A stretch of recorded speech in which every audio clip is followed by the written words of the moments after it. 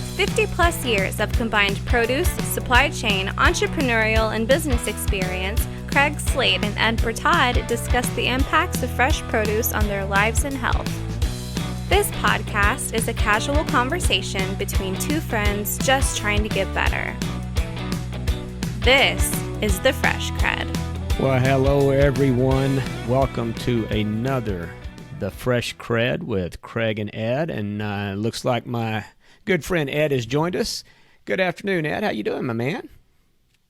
Fantastic. How are you, Craig? Yeah, I am absolutely on fire today. I don't know whether it was. You don't say. I do. I do say. Right. I'm gonna try and be still through this entire conversation, but it's gonna be hard. I am literally about to jump out of my skin, which honestly that's not that unusual for me, as you know. But this is one of those days I'm pinging pretty hard. Could be the coffee. Although I do switch to tea. I have a tea that I drink as well, along with the coffee. So anyway, I'm feeling great. I'm feeling outstanding, and I think it's going to be a good day, good show. Got lots to talk about. Oh, my gosh. We probably will not get through it all, which we never do, but we got a list of things. So hope you're ready, buddy. Hope you're ready. I think I am. You're kind of scaring me, honestly. Feels like a pop quiz or something. So, yeah, I'll try to be ready. Let's put it that way. Oh, I know you'll bring your A game. I Okay, I'll try to rise to the occasion for sure. Yeah, I think you'll be fine. Awesome. So, well, let's start here. Let's start with the weekend, bud. How was it? What'd you do? What'd you run into? Run away from? Yeah, not anything out of the ordinary. Again, Come actually, on. We were a lot of steps. I mean, stayed active all weekend. Started playing in a golf tournament on Saturday, and it got rained out about halfway through. So that was kind of a bummer. Came home, did some yard work, had some dinner. Sunday, Girl Scout event. So you played in a golf tournament. So I realized you didn't get to finish. But how many holes did you get in? How were you? Were you crushing the ball? Was it the air's too thick? It wasn't moving right. It was kind of heavy. Yeah, the air was kind of heavy. I was getting warmed up. I had some good shots. But was just getting warmed up, and we had to quit. So that was a bummer. You know me. I was at the range till about 10 o'clock the previous night, practicing, trying to be my best. You wear yourself out before you get to the course. Time you get out there, your body's no such thing. It's done. There's no such thing. You know. Well, the jailhouse workout. I forget the jailhouse workout prepares you for that monumentous, all that practice, and then you're ready to go the next day. So forgive me, I'm not doing the jailhouse workout like you do. So, well. I don't know where I heard it, but it's easy to have energy for the things that you love, right? What's hard is having energy for things you don't want to do. And, luckily I've got both, but, again, it's not hard to have energy for things that you love. So for me, it doesn't take much. So golf tournament, apparently no cookout if it's going to be raining. So you didn't do your Saturday evening cookout with your 2 tequilas or none of that. You kicked right into Sunday and you probably caught some of the Byron Nelson, I'm sure. But what else? What was your? Well, there was no tequila involved. Let's put it that way. Okay. Yeah, plenty of water. No, I didn't have any cocktails this weekend. But yeah, just Sunday worked around the house, Girl Scout event for my daughter, and came home and mowed the lawn. I mean, it was really, really boring, but active, right? So no real time on the couch, just doing stuff, cleaning the garage. Yeah, nothing worth taking a whole lot of time up with. How about yourself? Well, I mean, honestly, as little excitement as you described your weekend, you dialed mine back by about 5 or 10%, 20%, and you've got my weekend. So it sounds like we had competing boring week. Although you did get to do a Girl Scout event and you played in a golf tournament, so you're probably about 50%, but bigger than mine. So I did put together some patio stuff. I worked on that. Wow. Did I cook out? I think I cooked fish one day. I think I cooked some salmon on the grill Saturday night. So, see, one thing we don't contend with here, and that would be rain. If you were playing an event here, you would have been playing. Now you'd have been playing in 98 degrees. You don't contend with rain or excitement. Let's put it that way. Both of those. That's right. Everything is boring. The weather's boring. I'm boring. It's all boring here, but it's predictable. And sometimes there's something good about that, but I gotta say, so through all that, and I'm not the pandemic has changed this about me, so I see a lot more things on television than I did before the pandemic. And then yesterday, with this exciting week that I was having, I'm randomly going through actually a Prime Video or whatever. It's Prime Video, I think it's what it's called. So what even Netflix.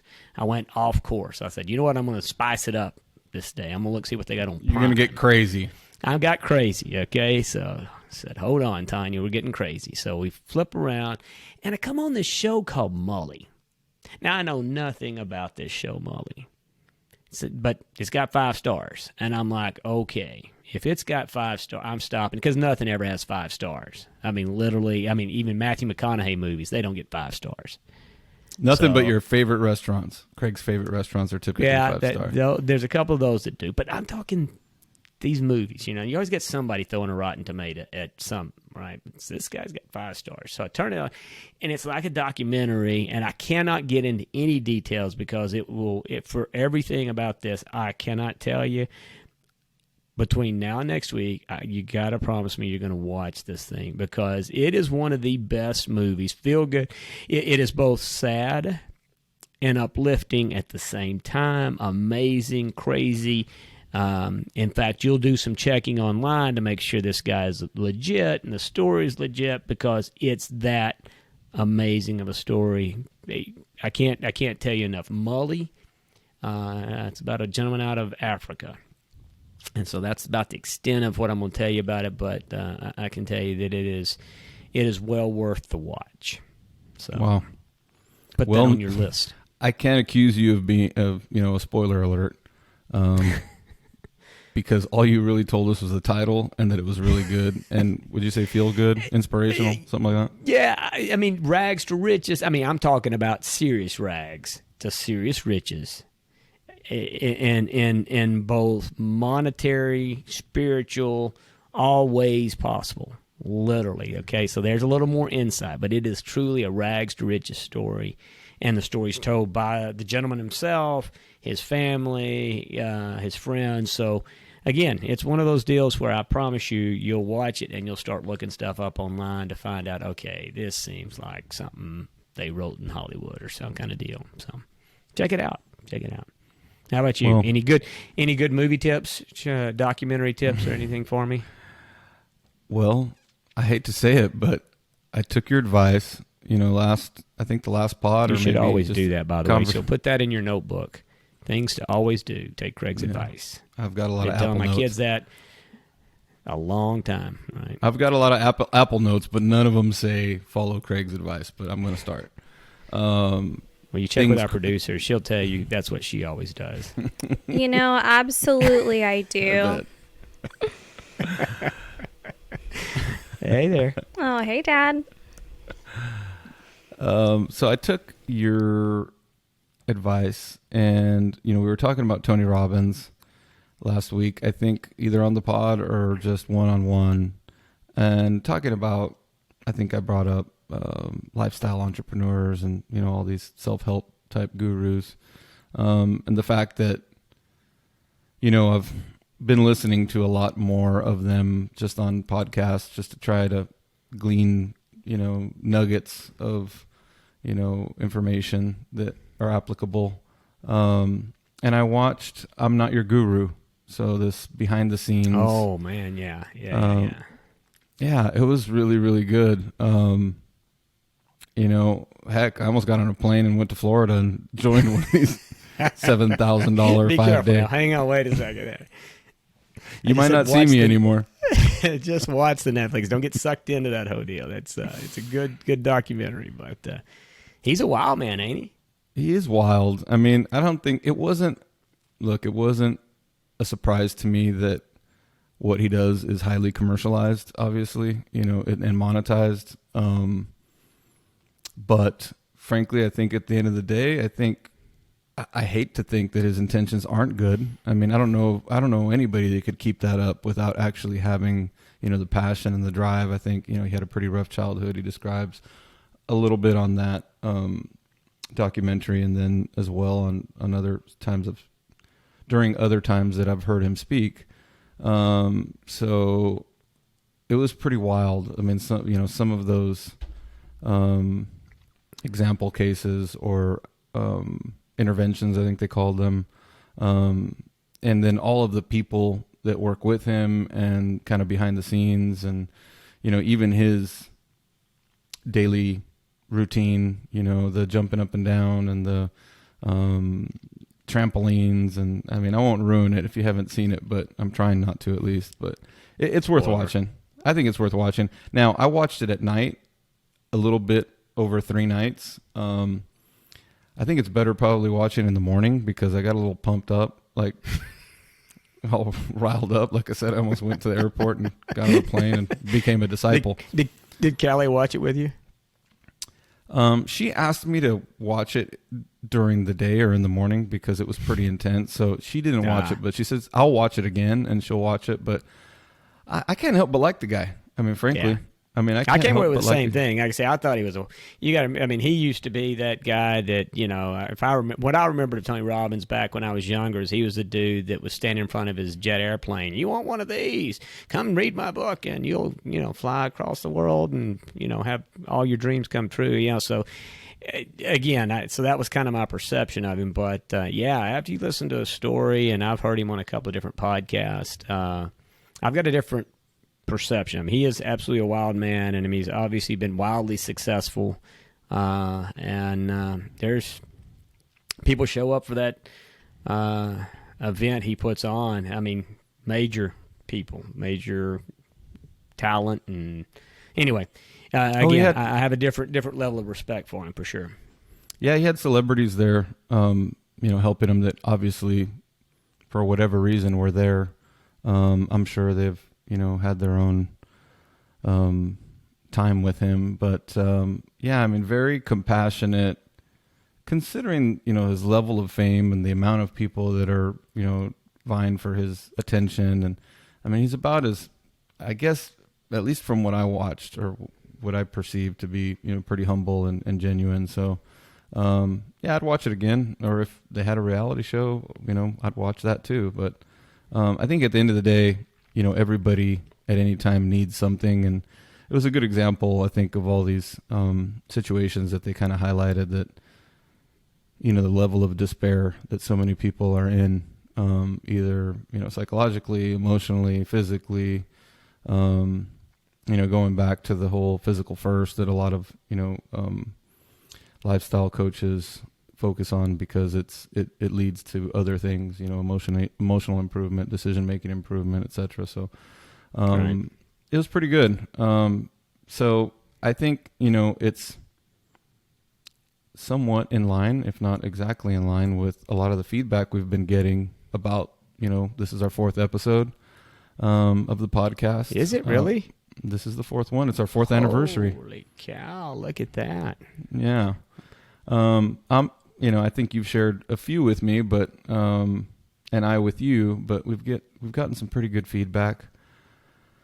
I don't think either of us are strangers to talking a lot. So I think this is a great outlet for us. And I'm certainly not a stranger to feedback. I can't say it's always positive that I'm not a stranger, but I'm definitely not a stranger to feedback. I get lots of that. So. Yeah, you got to take the good with the bad and vice versa. But my producer has also given me feedback through the years as well.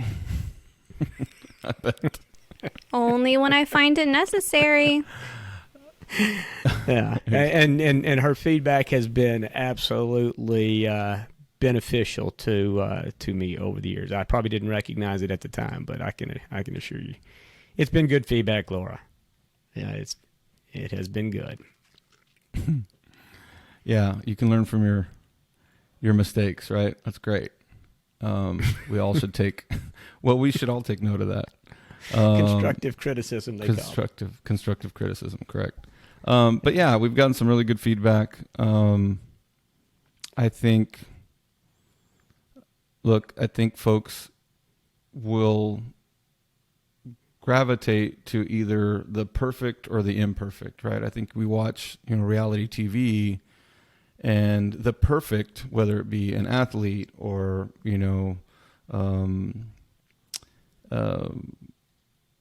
I guess pick something, right? I mean, anything that could be perceived as perfect, whether it's a automobile or whatever, we gravitate towards it. And I think there's a lot of examples on TV of imperfect, right? I think that kind of like that whole, watching a car wreck type mentality. Well, we're all, I mean, that's whether it's taking pictures of that perfect meal and posting it up for everybody to look at, or your perfect vacation or perfect family photo and everything. And it's like, it's a world that it's always, we've tried to look through a glass to somebody else's life and envision perfect. I mean, if you go back to the 50s and they had the Leave It to Beaver families and that kind of stuff, they painted a picture of everything being ideal and one way, and in reality probably it's not that. In fact, it's not probably. It's none of us in none of these situations are perfect, right? It is definitely. I don't know. I guess the world that we live in, we're built it, like I said, athletes. That's a tough thing. You can be Tiger Woods, right? And you got a lot of stuff going on. That's it. Oh, speaking of another show, you got to see. I've only seen the front half of it. I forgot what I was watching on. There's a Tiger Woods special on, I think it's HBO, and I don't get HBO, so I must have been in a hotel or something when I saw it. Another great story, at least the front half of it. Oh my gosh! And I don't know how much you know about his story, but again, we want all these people to be perfect, and then you mentioned the other side of it is the car wreck, the crash, and we all kind of like stand by waiting for that sometimes, and almost wishing for it, I guess. And I don't know, it's kind of sad. Very sad, but that is how we are as humans, it seems to be. Yeah, so as mentioned, several people have told me, not only, wow, I can't believe, particularly pertaining to the first episode where we talked about the why and the what and why we were doing this. Mm-hmm. And several people have reached out to me and said, wow, for you to actually talk about it, openly and, is a big deal. And then they were surprised that I had felt that way, because honestly, I'm almost feel the best about being able to survive and continue to function feeling the way that I did. I mean, it's a wonder that I was able to, looking back now. And I even think back to hear this last pod that I was listening to the other day after it was edited. I mentioned it during the pod that I felt a little self-conscious talking about, just my psychological place, my mental health during that period. Mm-hmm. Yeah. Even listening back to it, I felt self-conscious about it. I mean, assuming that it's a sign of weakness. I mean, nobody wants to be perceived as weak, but, I'm okay with it. I mean, I feel, I'm in such a good place now that, again, I mentioned it before, I hate to sound like a broken record, but if it can help anybody, if anybody's feeling that way, if I can do anything. I mean, I've actually had folks reach out to me directly. I IM'd on LinkedIn asking for advice. I'm obviously not a professional, neither are you, but, if we can share any hacks as to, how to get started in some self-help, whether it be, physical or otherwise, then, folks looking to better themselves, or, I'm starting this whole accumulation of information, via podcast and listening to a lot of lifestyle coaches, etc. Again, I'm not consuming everything and applying everything. I think that would be unrealistic. But I'm applying what makes sense for me, and good concepts that make sense to me. One that pops into my mind that I heard over the weekend, and I don't remember exactly who said it, and I wish I could credit them with it, but they said something like, quit trying to make your life look like a Sears photography studio or a JCPenney's not to pick on either of them, but if you think back, a ways several years back, and you take family pictures at a JCPenney or a Sears. I was going to say half our audience doesn't even know what a Sears photography studio is. So a department store, okay, a department store photography studio where... Well, which back in the day they existed. I don't know where you get your pictures made now. But anyway, sorry I interrupted. No, that's all right. It's quit trying to, stage everything just right, just like you would have in one of these department store photography studios. And it makes a lot of sense, No, it's a great line, and for sure. And, and look, I think we talked, but your willingness and openness to talk, it's admirable, man. You're probably not ever going to have me talking about anything personal just because I don't have the balls to do it. But can we say that on here? I don't know. Is that one of the 7 words we're not supposed to say? I can't. We just lost our 5 listeners. Yeah, I was going to say, Laura, we're going to have to redo that line. It will be something besides that, like moxie.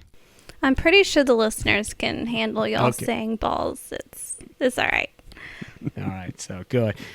We don't have any rules that we have to follow. So, all right. So, for anybody that was offended by that, I'd like to apologize now and blame Ed. But anyway, what I was trying to say with that is certainly, man, it's a big deal to be able to have the courage to speak like that, and so hats off to you, and I'm glad because it certainly makes the show. It opens up the vulnerability of the show and really the fact that we want it to be not perfect. We want it to be real. And the premise is us getting better. So if we were perfect, then there would really be no need for us to be on this journey and or having this podcast. So for us, and the premise being for both of us, working to get better, that implies or is a saying that we're not perfect and we're trying to figure out things and just sharing with other people the stuff that we stumble across in our everyday life that's working for us. And that's so. No, but I think it's great that you're getting the feedback, right? Obviously other people appreciate your honesty and that's good. So well done, sir. Attacking your fears. I mentioned on one of the recent pods that I was listening to Matthew McConaughey, and I think he used the line, your fears pretend to keep you safe. That, the things that you don't do, the fears that you have. It was his line, I believe, but I thought about it. It's pretty deep. Your fears pretend to keep you safe. Right? So, move out of your comfort zone is pretty much what he's talking about. So, as you mentioned, it's all about getting better, and it's all about, living better and enjoying your life. And I feel comfortable enough to share what I'm sharing. And most of it is out of gratitude, but also out of service, and really being of service. I think, starting with that, I think you can't go wrong. Russell Brand mentioned on an interview I was listening to him was Sesame Street values, right? Like if you just approach life with those Sesame Street values, be kind, be polite, all those values that you learned on Sesame Street, you can't go wrong. And again, being of service, you can't go wrong. And I think you've been of service recently. I think you shared with me you had some neighborhood outreach, meal or produce distributions. What's that about? Yeah. So one, I just jumped on this. So I guess a couple of years back when I moved into the neighborhood that I'm in. So another gentleman had started so the neighborhood's been doing it a while.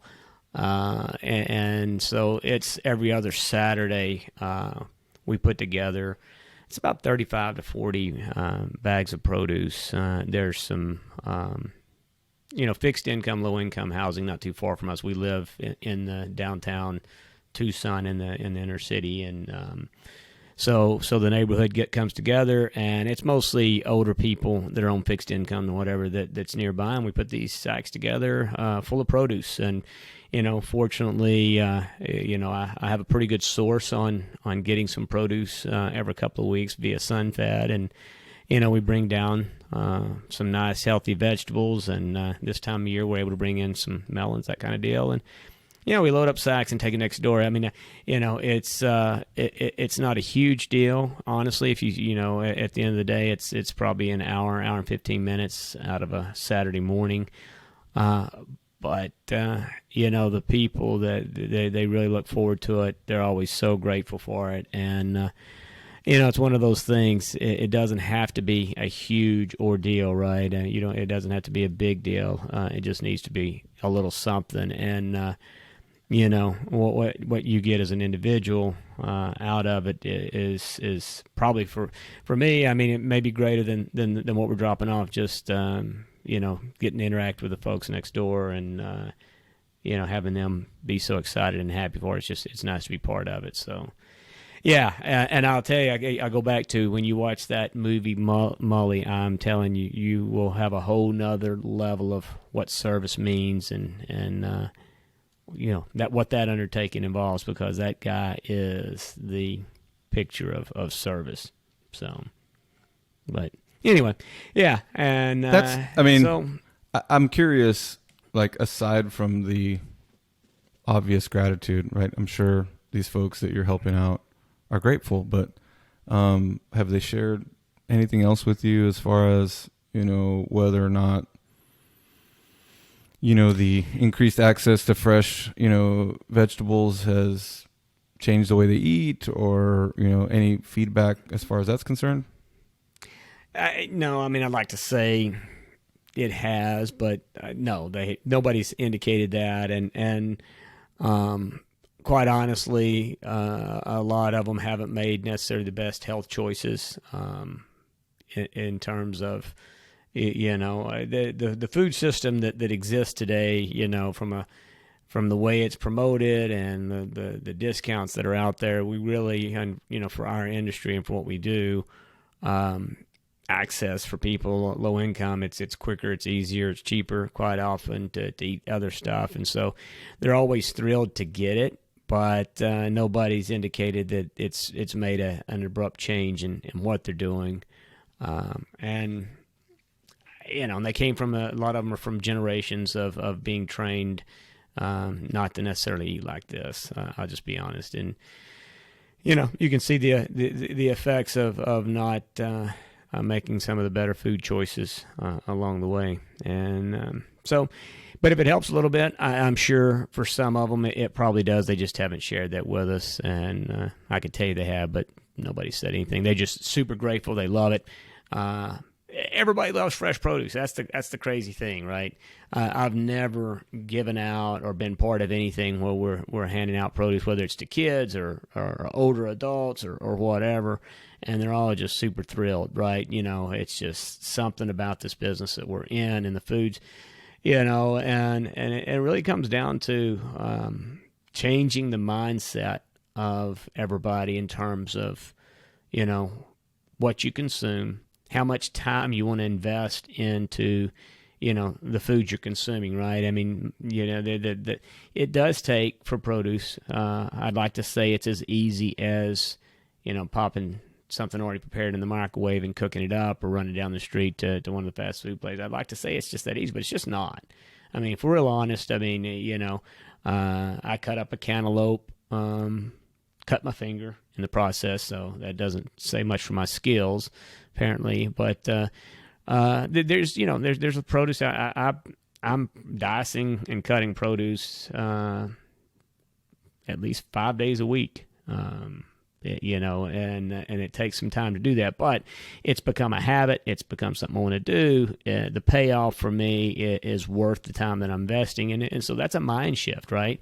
Because it's a lot easier to do other things, and go other places and get food quicker, and then the challenge of I'll go on this ramp, going out to eat. I forgot to mention. So I did go out to eat Friday night. I kicked off the weekend with some excitement. I failed, but I did go out to eat this weekend. And, we went with another couple, and they had buffalo cauliflower on the menu. Outstanding. Now, I do this at home. Nowhere near as good as what these guys did. I don't know exactly what they did, but it was super good. So that was, we had that for an appetizer. And now I did have a hamburger, but I did not have bread. I have my hamburger done all on. In fact, I usually get a side salad and throw it on top of the side salad, and then mushrooms and onions and all the other stuff I can throw in. So as many vegetables as I can load into being part of it. And if they've got them available, I'll do sweet potato fries, ideally, if I'm going to do a fry or a baked potato, something like that. But, there's ways that you can hack through stuff, right, without making it, like I say, with the hamburger, I'm telling you, just eliminating the bun itself is a huge win. If it's a good burger. Like, there are burgers that are good enough that you can eat without the bun and still enjoy. Now, they're not all that good, right? I wouldn't suggest all of them, but there are some. So, but now it's normal. I don't need I don't even touch a bun any longer, right? But I still can have a hamburger and cook them here at the house most of the time, and then put all the stuff I want on it. But anyway, long and short of it, I wanted to go back. People thinking I had just a do nothing weekend. I did go out to eat. I did have some outstanding cauliflower. I guess you call them buffalo. They're not really buffalo wings, but it's kind of, that's how they're built, right? They're like buffalo wings, but they're cauliflower, and they were fabulous. So. I haven't tried cauliflower wings, but there's several things there that came to mind. I hope I don't forget them all. You were talking about the added effort in actually preparing, which is probably why, fresh cut has become so popular, because of the convenience, right? It really helps, particularly, a time saver. But, I think about, if it's even remotely a chore for you and you're in the business and you want to eat it, imagine young people. So, my wife does a great job of pre-cutting a lot of stuff on Sunday and putting them in containers, which makes my kids more apt to eat that stuff, right? To eat all the good stuff, because they don't have to prepare it. Now, one day they'll have to prepare it themselves, but hopefully, that the desire to eat those foods is strong enough after so much exposure that it's worth, that extra effort. So, I think the key is you have the energy to do it. And, if you can get that momentum going where you're eating right and it's fueling you and it's creating the energy so that you can prepare and eat right and just, create that cycle, that's where it's at. Yeah, and that's what I say. It's a mind switch, right? It's one of those things where I always, like anytime I very, very seldom have to go to the hospital, not me personally, but to go visit somebody or whatever. Anytime I'm in any of those places, hospitals, senior home or whatever, man, those are motivating moments for me, because, I actually think, I'm going to invest my time to try and at least stave this off as far as I can, or avoid it if at all possible, and so that's a mind game or mind shift I play with myself, right? As to I put myself to look, I don't want to be here if I can avoid it, right? And I don't want to do things to contribute to it, right? There may be some things genetically or whatever that I can't do anything about, but there's I'm sure a lot of things I can do to avoid some of those reasons people wind up in those places with the situations. And I'm convinced, that just taking charge of cooking your own stuff and cutting up a few things, where do you invest your time, right? What's my other option? I can go sit on the couch and veg out in front of something that's, probably not going to help me out, and eat something quick, or I can spend my time cooking up something, and then you feel good about it. Like I say, but you got to get into that habit. You got to get rolling. It takes time. And I think that's, for us as an industry, it's important that we recognize that not everybody wants to spend the money for fresh cut. I'm the guy that's, I'll buy very few things fresh cut just because I'm a cheapie. But there's other people that it's a situation where, it's already tough enough to afford to do some of these things. It becomes even harder when you start throwing in the fresh cut and stuff like that. But it's certainly, that's why the success has been there, though, right? Because there's a lot of households that can't afford it, and it's a great addition. And it's certainly a better alternative to going down the street and buying something from the fast food place, for sure. So, yeah, it's definitely a tool. I mean, I we're talking about cauliflower. I love cauliflower pizza. We talked about that before. Cauliflower makes a pizza crust that's plain that you can top yourself, or and I'm sure there are other brands as well, but this is just one that I've gravitated to. And then there are completely pre-made pizzas. Frankly, being a pizza junkie myself, I wasn't a stranger to sitting in a hotel room and eating an extra large pizza, regular pizza. I don't miss it. And to be honest with you, I've got one waiting for me after we're done here talking, and I'm looking forward to it. Cauliflower rice. I prepared one. That's what we had Saturday night. I did the cauliflower pizza. Yeah, that's exactly what awesome. we made up. Of course, I diced up a bunch of vegetables and threw on there. So did you do any eggplant lasagna? I have not done eggplant lasagna. And I've got plenty of access to all the eggplant I want, although the season's coming to an end. So you got to send me the recipe on the eggplant lasagna. Yeah. So. Honestly, I think the key is, I don't miss the noodles either. I think the key, which obviously adds fat content, which isn't completely bad, but we do use some Italian sausage, so it makes it very rich. I guess that flavor to me is a very rich flavor, so it makes it seem almost like you're eating the real thing. I'm with you. Italian sausage, yes. Yeah. Don't cut that out of the recipe. No. Don't save me on fat. I'm a fat guy. I love fat. So. And then cauliflower rice was a staple for me when I started the clean eating challenge. And, going back to the concept of having the energy to do these types of things, probably only about a month and a half in, I found myself, after a long work day, literally driving to H-E-B to buy groceries to cook that night. And that happened almost every night. That alone, that concept of feeling good enough to, after a long day, actually going to shop and then coming home and cooking it was mind-blowing to me. Like, there's no way I would have ever even tried to do that before. But so there's a name for that kind of shopping. That's called Euro shopping. So that's the way in Europe they buy enough. They buy what they're cooking that night. They go to the store almost every day. It's called Euro shopping. Just so you know. I've never heard the term Euro shopping, but I was aware that their shopping habits tend to be more along those lines, I guess. Yeah. But yeah, it was. I mean, that was that would blow my mind that I could even have the energy or even the wherewithal or focus to do that stuff. So, and I've got to admit, I've been having some junk food. But for me, junk food now is what others would call health food. So what is junk food for Ed Bertaud?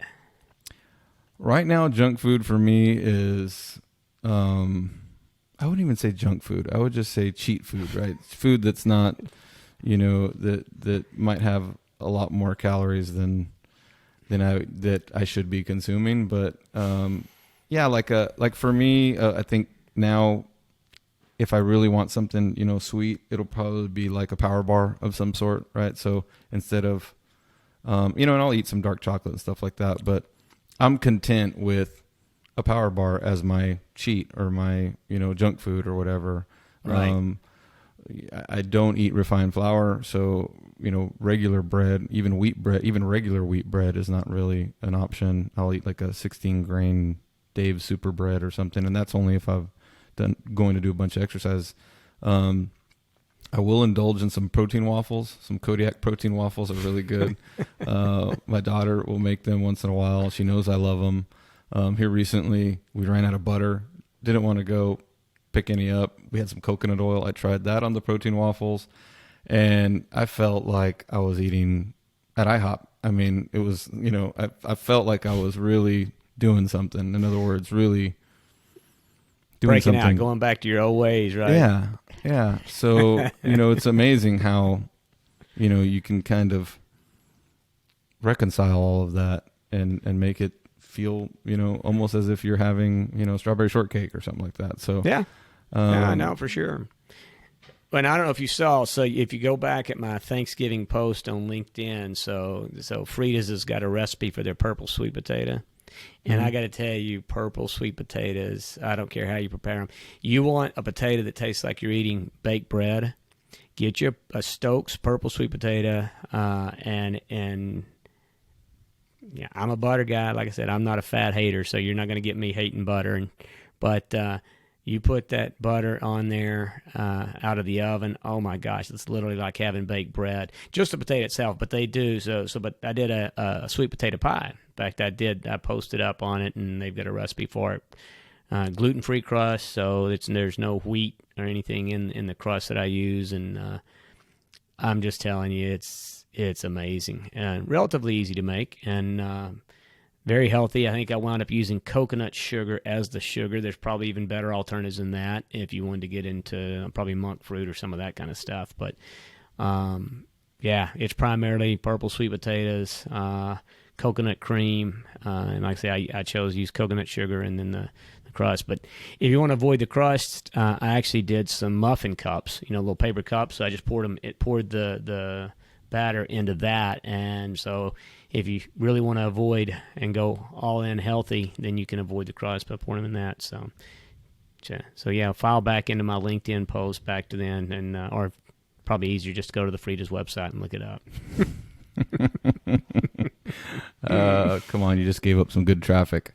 No, I remember you posting that, and I meant to circle back, and I just never did, but it sounds good. You made it sound really good. I was going to ask you, so my mouth's watering. I was going to ask you about coffee. I don't remember, do you drink coffee plain, or because even since I've been, intermediate fasting, I've been using heavy whipping cream and stevia until I break my fast late in the day, and then I'll use something like either Splenda or honey or some kind of artificially sweetened something or another, but coconut oil even. But do you drink black coffee, or do you drink it with cream and sugar? Oh well, no, definitely no cream or sugar. I try and be anti-sugar as much as possible, but I never have drank coffee and or iced tea with sugar. That was kind of against the Slate CrEd. So we were not drinking it in our tea or our coffee. But there's so many different coffees out there and so much different stuff. So there's this thing now where they have it. So especially the people that are keto people, they're putting in these oils into the coffee. Whether you put in a coconut oil and or I've tried the butter, which I've gotten a lot of people says it doesn't sound or taste too good or whatever. I actually thought it was pretty good. And that's your first cup, and you throw in a fairly large chunk. I mean, I don't know if it's quite a tablespoon, but at least a half a tablespoon of butter off in your morning coffee to kick your day off. In fact, that would probably be an outstanding way to break your fast when you're breaking out of it, because of the heavy oil content, and the oils that are in it go to your brain. And people that are anti-butter folks, they use ghee. So they'll throw off the ghee. They'll put ghee off in there versus regular butter. Now, I will make this statement. I don't know what ghee is. So, God, is it just? I'm trying. Honestly, I think it is butter without the dairy portion. I think they just basically pull off the oils of the butter. I've never, but it's something along those lines. I think it's basically, like I say, it's mostly butter without the dairy piece of it. And yeah, and there's a lot of people that swear by it. Super comparatively, you pay up for that removal. So it's not like you get a discount because they pulled that, whatever they pull out, they don't give you a discount for that. They take it the other way. So anyway, so butter off in there, or like I say, you can try the ghee as another thing to put in. Coconut oil, you said you had some of that. But I will tell you, so I don't know, have you ever had this stuff? Can you see it there? Looks like Jack Daniels. No, it's... Oh, okay. What is it? Something Sigmatic? Four Sigmatic. It's got with lion's mane mushrooms. Which, mushrooms are good for if you want to go on a trip. A psychological one. They're good for that. And they're also good for your health. There is a ton of different things you can read up and learn about. But this Four Sigmatic coffee is another one of those that some people are taking. And I've tried it. It's one of those deals where I didn't notice anything significant for me personally, so I don't know why, but this is one where a lot of people will do the Four Sigmatic coffee with the lion's mane and the butter, and man, that's their way. They kick their day off, and it gives you super sharp focus and gets you started for the day. So something that you ought to try out. Like I say, there's a bunch of different ones out there. This is the one I'm most familiar with the lion's mane, but there's a couple of different ones that they offer. And mushrooms, though, are a big deal. Like I say, it's not just although there is a lot of talk around mushrooms and psychedelic trips, but it's also just mushrooms in general, whether you're consuming them raw or you're consuming them, sauteed, which is the way I do most of the time. I'm cooking mushrooms, they're going to be sauteed or something like that. But, there's a lot of research and a lot of science behind different ones that... should check out. Mushrooms is one of those deals that you need to have part of your diet somehow, some way, and there's more and more research being done on it. I'm not going to be able to remember the guy's name. There's actually a guy that's like, I think he's called the Mushroom Guy.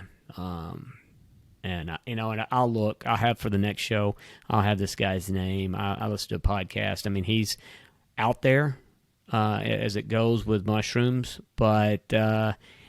he's not just some rego that's talking mushroom science and knowledge. He's actually a pretty smart guy, but he is a believer in all things mushroom, like getting rid of your ants, insects. I mean, he's got all kinds of mushroom hacks. But wow, that's a lot of time on mushrooms. I would maybe just go back to start with possibly this Four Sigmatic with lion's mane. Give that a crack and see what you think, buddy. Well, I'm going to take it a step further because I actually was going to talk to you about a product that's called Alpha Brain, and it's marketed or sold at least by there's this gym in Austin. It's called On It, and the product was recommended to me by a mutual friend of ours.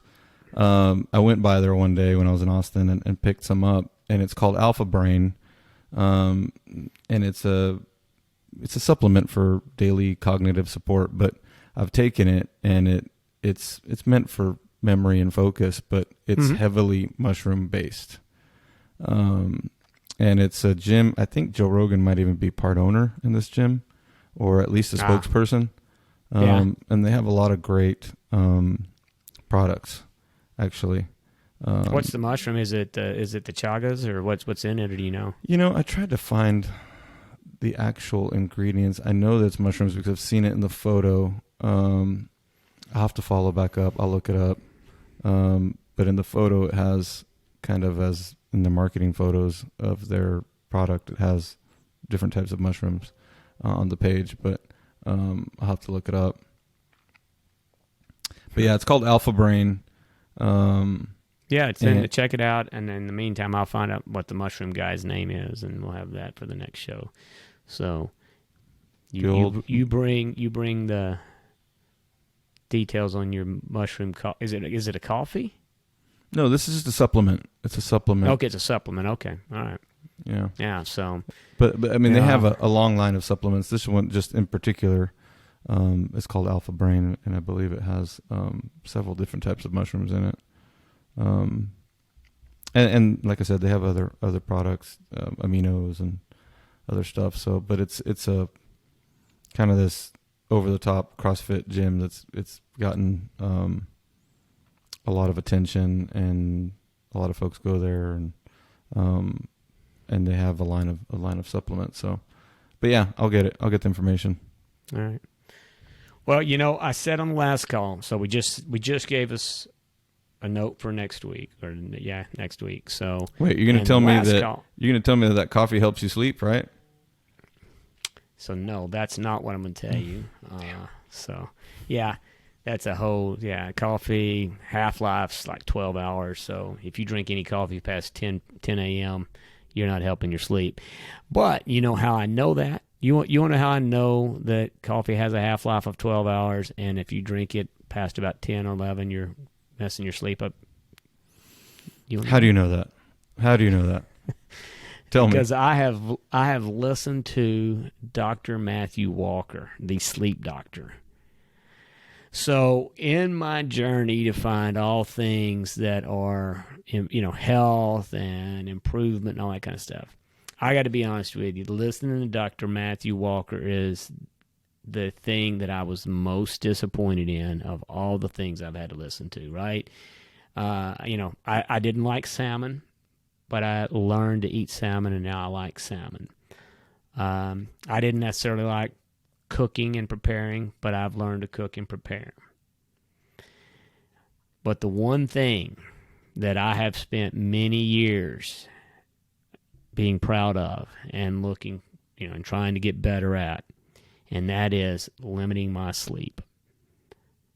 My motto, which I know there's other people that share this motto, is, I'll sleep when I'm dead. Got too much life to live, and I don't want to lay in bed sleeping it away.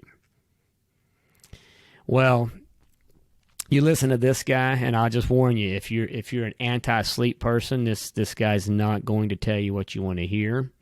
But the reality of it is, he makes some pretty good cases for what he's talking about, and really, I've changed some of I've absolutely changed. I mean, I'm more particular when I go to bed. My getting up time is really driven more by work than anything, but I can control when I go to bed. So, Dr.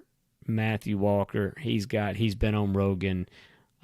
He's been on Dr. Peter Attia, I think, Tim Ferriss. I mean, just about several of the main guys that are out there have had him on. He's got books out. He's got TED Talks you can check out. Super smart guy. Like I say, another one of those things where you need sleep, Ed. I mean, realistically, we need sleep. And it's not just being in bed for, call it 7 hours. I mean, you said you have a Fitbit. I've got an Apple Watch. I had a Fitbit before that tracked my sleep. And, I take it off. Oh, come on, man. Honestly, that's like became the number one thing I wanted to know. You take it off at night. I take it off at night. Does yours track sleep? It does, but I don't know. I mean, I take it off after I shower, and I still have probably another 3-4 hours before I fall asleep. So you got to start tracking that, man. Got to track it. I know that once I get into a pattern, like I'm going to see the benefit, and it'll be, a learned behavior, just like, thinking about everything that I eat, like I have been.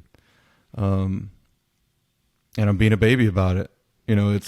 I feel like I'm going to miss out on something, or like something's going to happen. I mean, I'm literally laying there sometimes, and probably one of the biggest mistakes is I watch TV before I go to bed. I always feel, even if I've been in situations where I've had a canceled flight and had to go, you've been there, go to a hotel at 2 a.m. because you landed and you missed your connection. And I will sit there and watch an hour of TV. I just can't turn the lights off and go to bed. Okay. I've roomed with you. I know. I know. I don't know what it's just a golf bad channel. habit. Yeah. I'll sleep with the Golf Channel on, or with, nobody's playing news. golf at 2 a.m. In Europe they are. So yeah, it's a bad habit. It's horrible. I know that it's bad for me, and I know that I would feel better. If I feel good now, I should be challenging myself to say, man, how much better could you feel if you slept right? Let me ask you this. All I need is a solid 6 hours. I've been telling myself that, but I don't know if I could even sleep 8 hours. But your whole coffee thing after 10 a.m. scares me, because I had coffee at 5:30 today. and I'll sleep. Yeah, coffee, your television on, blue light, all that stuff it's killing you on the sleep. I mean, it's knocking your sleep out. Again, all right. So, full disclosure, I'm adding to my sleep regimen, but I think I knocked out 6 hours last night. Supposed to get 8, so. I'm not, and now I was in bed longer than that, but I actually wear my tracker so I know exactly how much sleep I really got. So that's important that you know, because it's not just about how long you're in bed, it's how much actual sleep and then how much deep sleep, So, but what if I told you that you could decrease your chances or probability of getting dementia, Alzheimer's? This was potentially a contributing factor to early onset, or at least that was one of the risk factors of lack of sleep was there with that. So it's not just about the moment. This goes to, like I say, what we eat and what we consume, right? We can get all fired up because we lose 5 pounds, and we get all fired up because we feel good and we're doing something right in the moment. But realistically, when you start thinking about, like I said, you're in a hospital, right? A lot of those illnesses people are laid up in that hospital, that was over a long period of time. I mean, heart disease doesn't happen because you ate a couple of bad things for a couple of days and all of a sudden you freaking get heart disease. Heart disease is a long-term deal that you build up to eventually you have issues there, right? And so he makes the case, and he can line it out, but he theorized, there has a thesis that, and he gets into why and what's behind it, but he thinks that potentially the fact that, especially for those people that don't sleep more than 4 or 5 hours a night, that they're possibly adding to and contributing to their possibilities of the onset of Alzheimer's and or dementia. So, again, I feel like you're challenging me. I am. Well, I'm always trying that, right?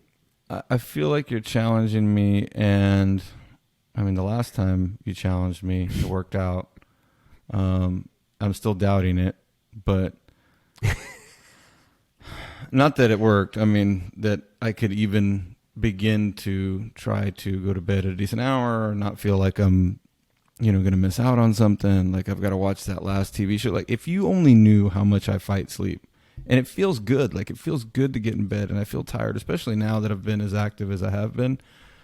I get in bed and my lids get heavy, which, for me has never happened. And I'm fighting it. I'm literally trying to keep my eyes open so I can watch whatever I'm watching. Like it's going to go somewhere. Like I can't watch it on demand later on. I mean, it's just the weirdest thing. That's the next step for me. I get it. It'll be some maintenance for sure. Well, I would just say check him out. Watch, either get one of the podcasts he's been on. Like I say, he did 2 or 3. I think he did 3 with Dr. Attia, which was really good. And like I say, I know he did at least 1 with Rogan.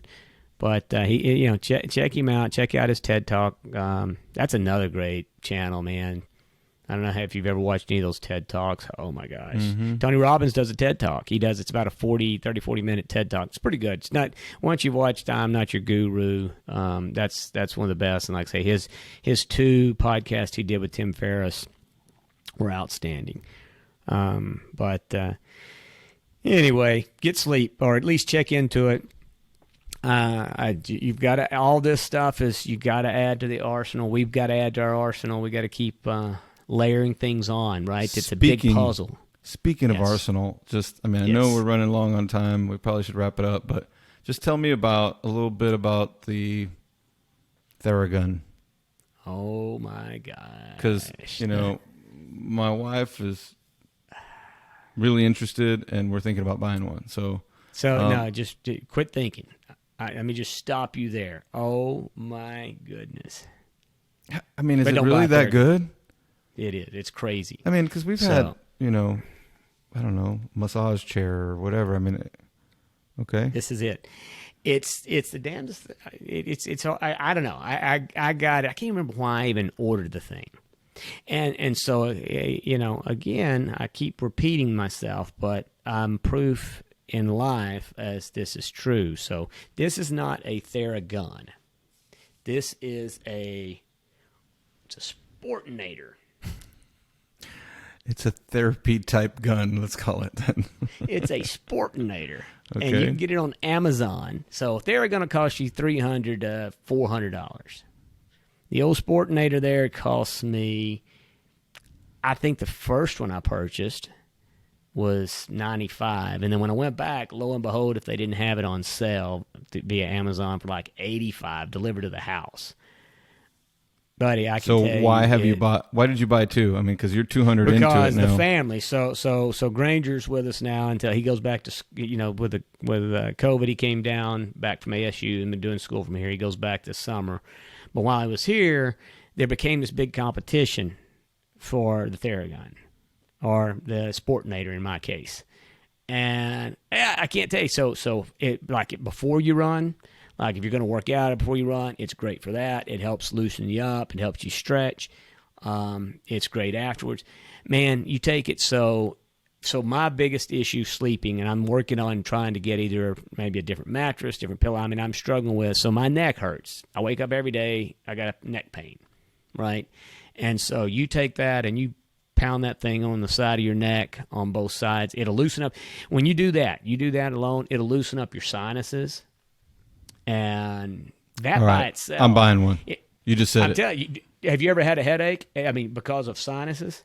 Every day. You take that dude and you put it on your neck, and you put it right here. And I'm telling you right now, it'll open up your sinuses. It'll help take away your headache. I'm telling you. $90. Best $90 you'll ever spend. Wow. What's it called again? Theragun? No, mine's called it's Sportinator. Sportneer. Sportinator. Sportinator. All right. You don't need. I don't know what else the Theragun could do for another $250 that this dude's not doing. I got to tell you, he's got like 10 attachments. We haven't even tried the other attachments. I don't know. There's all sorts of things you can put oil on, but yeah. I think for the purpose of this podcast, I mean, you should provide a side-by-side comparison. So then you only need one, and you can send one to your buddy. But yeah, I would like to know what the difference is. That'd be good. Think about it.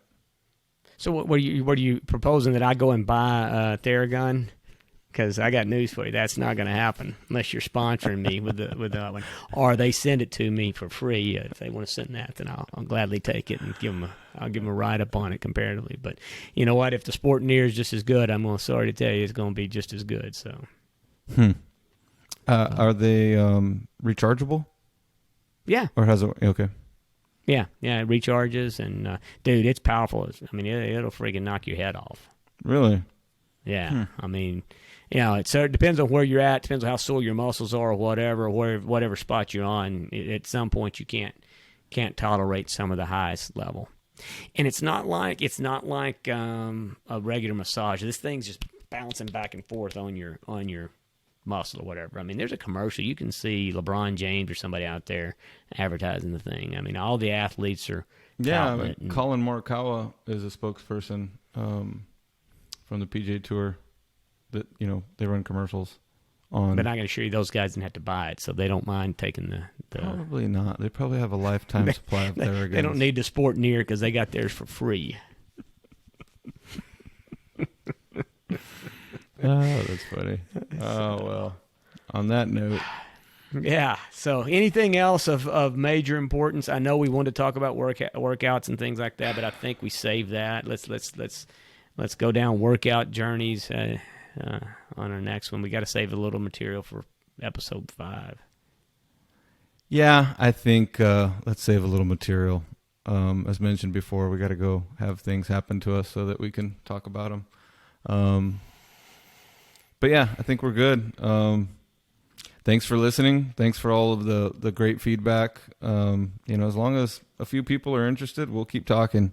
Yeah. Frankly, it makes me think about things and apply change now. Sleep, who knows? I'll try maybe baby steps. I'll try to sleep with my Fitbit on tonight, which is kind of weird, but Yeah, I want to see what I want to see next week. I'd like to know how your week of sleep. What's your so we'll come back next. So next show, let's talk about our average sleep per night. Now, actual average sleep. We can talk about how long we were in bed, and then how much actual sleep we got. It's funny because it's so anti-old school mentality, right? I mean, like, yeah, it is. It's completely if you slept more than 5 hours, you're not working hard. Oh my enough. God! I mean, right? I mean, my dad probably slept an hour, 4 hours a night, his whole life. So yeah, it really goes against the grain. So, but anyway, all we're doing here, we're trying to go against the grain in a positive way. That's our motto. But yeah, thanks everybody for checking in. Yeah, we always appreciate the feedback, whether it's directly to us or you can reach us on Twitter at CrEdFresh. Shoot us an email at thefreshcred at gmail.com. And then we've got an Insta handle, don't we, Ed? What's our Insta? It's at the Fresh CrEd at Instagram. It's at the Fresh CrEd. That's Perfect. our Instagram handle. And then you can catch us anywhere, whether we're on Apple Podcasts, you can catch us on Spotify Podcasts. I believe we're on Prime Podcast. And then for those of you that want to see us visually in action, then you just need to Google on YouTube the Fresh CrEd, and you can find us there. So thanks again for everybody. We really appreciate it. We appreciate the time y'all spending it with us, and we, like I say, we enjoy it, and we certainly hope you guys do too. Take care, and we will see y'all next week. Adios, Eddie. See y'all later. Bye-bye.